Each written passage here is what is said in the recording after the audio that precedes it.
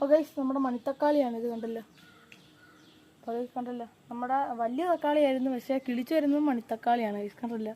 നമുക്ക് ഒന്നുണ്ടായിരുന്നു ഇവിടെ ഇങ്ങനെ കിരികിര അതിനകത്ത് പിടിച്ചിരിക്കുകയായിരുന്നു മണിത്തക്കാളി. നല്ല രസമായിരുന്നു. നമ്മൾ പിച്ചിയുള്ള മീൻകറിയിലോ എല്ലായിടത്തിലും ഇടായിരുന്നു, നല്ല രസമായിരുന്നു. നമുക്ക് അതിൻ്റെ ഒരു മുറി ഇട്ടു കഴിഞ്ഞു, തീർന്നു. മറ്റേതാണെങ്കിൽ ഇങ്ങനെ മുറി അങ്ങനെ ഇത് ഒന്നും വേണ്ട, ഒറ്റ മുറി മതി, കണ്ടല്ലോ. ഇതാണെങ്കിൽ ഓടിച്ചങ്ങ് ഇട്ടാലും മതി, പറഞ്ഞിട്ട് കണ്ടല്ലോ.